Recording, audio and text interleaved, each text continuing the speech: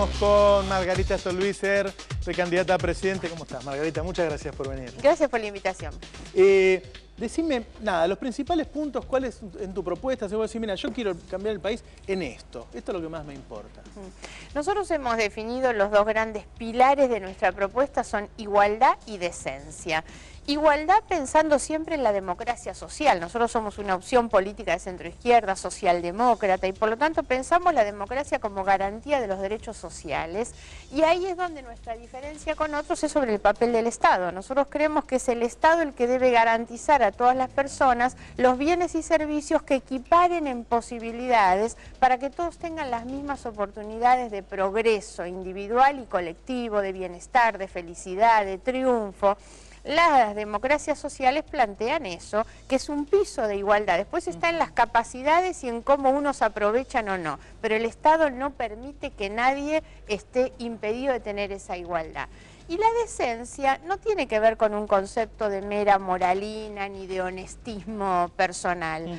No sirve ser personas honestas en una sociedad sin que tenga una cultura de valores. Por lo tanto, hablamos de honestidad, hablamos de transparencia, pero hay un concepto de la política, de la ciencia política moderna, que habla de la decencia de los gobiernos y sociedades, decentes o indecentes, según toleren que unas personas puedan ser humilladas por otras. Cuando hay algunos que no acceden por exclusión a esos derechos y bienes elementales, somos sociedades o gobiernos indecentes. Por eso está tan vinculado para nosotros la igualdad con la decencia. Y es un concepto que lo que trata es de poner en juego justamente el valor que tiene el papel del Estado. Es que la pobreza es indecente. Exactamente, bueno, ese es nuestro concepto, Y por eso también, si a mí me preguntan cuál es la prioridad de mi gobierno, es la pobreza. En un país que tiene... En un país rico. Exactamente, bueno, esa es la cuestión. En un país que tiene 12 millones de pobres, pero que tiene una capacidad, dicen muchos, de alimentar a 400 millones de personas, yo no puedo tolerar eso y eso sería lo primero a corregir. La prioridad de mi gobierno es esto. Ahora, también hay que entender una cosa, que es que la pobreza no es solo carencia de recursos dinerarios. La pobreza es una complejidad mucho más integral que requiere de una respuesta mucho más integral y no solo transferencias dinerarias. Por eso nosotros planteamos, para mí es una inmoralidad, es una indecencia, que con tantos años de crecimiento económico siga habiendo gente que toma agua contaminada, que no tiene agua potable, que no tiene cloacas. Y el otro tema es la educación. Nosotros hemos hecho mucho énfasis en la educación y además siempre marcamos que nuestra agenda va por un lado distinto al de los otros candidatos que aparecen como los más visibles. No hablan de educación. No. Y nosotros creemos que uno de los condicionamientos más importantes para el progreso de la gente es la educación.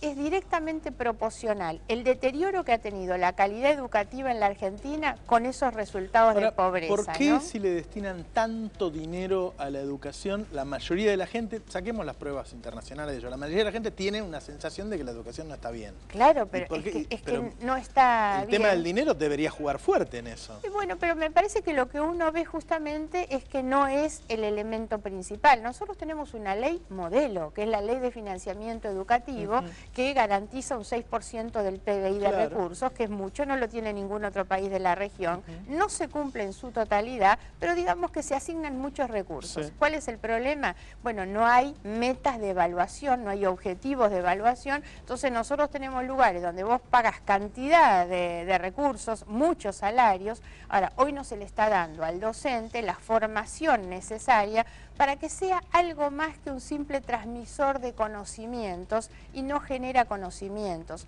Hoy nuestro tiempo, además, una sociedad global, un tiempo con muchas exigencias distintas a las que teníamos nosotros hace 40 años atrás. A mí me llama la atención que los chicos estudian con las mismas currículas que nosotros hace 50 años, cuando hoy un empresario que busca un joven para ingresar a una empresa busca otro tipo de habilidades, ya no le importa ese conocimiento. Ahora esas currículas se deciden provincialmente, Margarita. Claro, bueno, nosotros tenemos de todos modos la idea, justamente hemos presentado una propuesta nacional de un ministerio nacional que no se desentienda de eso. Lo primero que necesitamos es saber qué es lo que están aprendiendo hoy nuestros chicos y sobre todo hay que trabajar mucho en la escuela secundaria, porque nosotros venimos de una cultura de reclamo de la accesibilidad, del ingreso, de la inclusión. Hoy la discusión es la calidad de la educación, que eso es lo que nos brinda la posibilidad de una igualdad.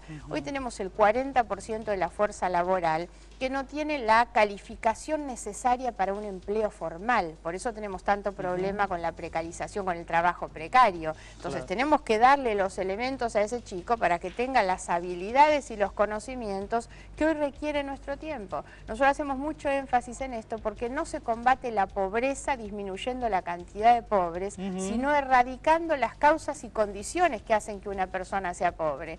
Hoy la pobreza se transmite de generación en generación y lo único que puede romper esa espiral es una educación de calidad. Iván Jabrowski te quiere hacer una pregunta. Margarita, dale, Iván. Margarita, se supone que Mauricio Macri iba a ganar la PASO de Cambiemos y que va a haber un sector de o radicales o de socialdemócratas, institucionalistas que no van a acompañar esa candidatura. ¿Cómo va a ser progresistas? ¿Cómo vas a hacer vos para seducir a ese votante? Nosotros ya tenemos mucha cantidad de radicales que están acompañando en este momento. De hecho, Manuel Garrido, que es actual diputado nacional del radicalismo, encabeza una de nuestras listas en la ciudad de Buenos Aires. Y así como él hay muchos otros. Hay exministros de Raúl Alfonsín que están integrando nuestras listas. Sinceramente, lo que nosotros tenemos es una propuesta muy clara, que lo que le marca a la gente es que todos aquellos que, como en mi caso, alguna vez nos emocionamos con Raúl Alfonsín recitando el preámbulo, es imposible que puedan tragarse hoy un sapo de tener que votar a Macri. Por lo tanto, creo que hay casi espontáneamente una salida del voto radical de ese frente de Cambiemos hacia lo que sería nuestra propuesta. ¿Y qué le decís al que vota a Sanz hoy de cara a las PASO de una semana?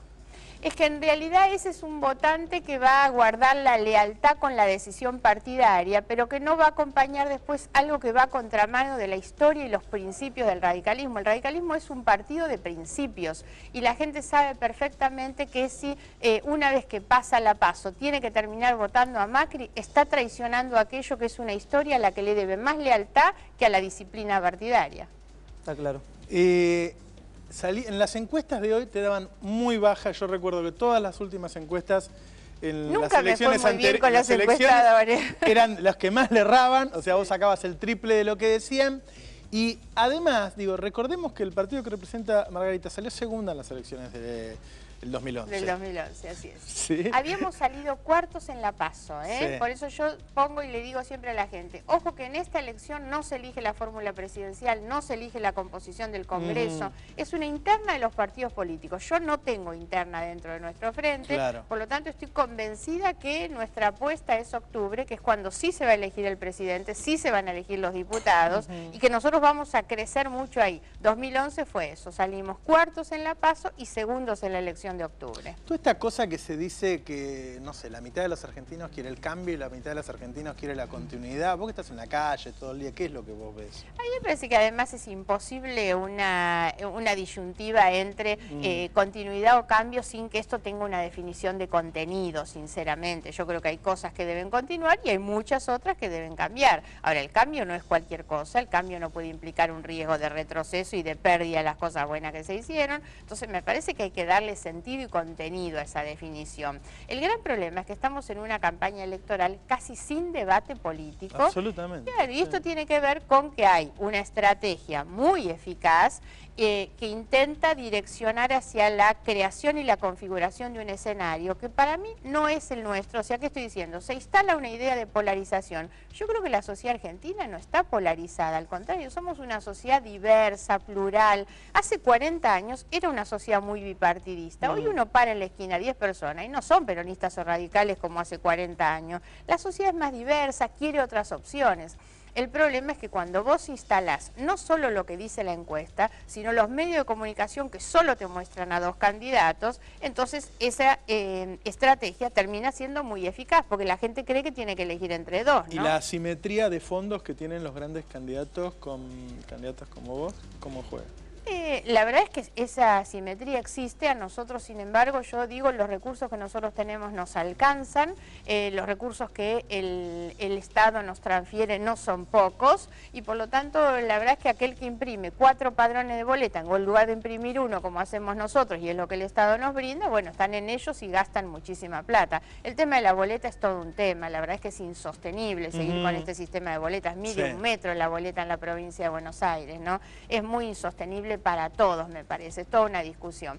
El problema no es solamente la diferencia en la cantidad de recursos, ¿no?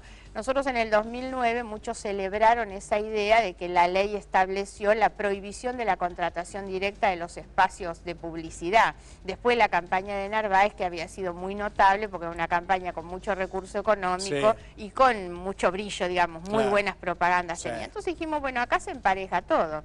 No, terminó siendo al revés, porque ahora queda en la discrecionalidad de los dueños de medios de comunicación a quien invitan. Entonces te aturden en los programas de televisión donde solo existen 2 y el resto ni cuenta siquiera, ¿no? Muchísimas gracias, Margarita. Gracias por la invitación. Volvé pronto.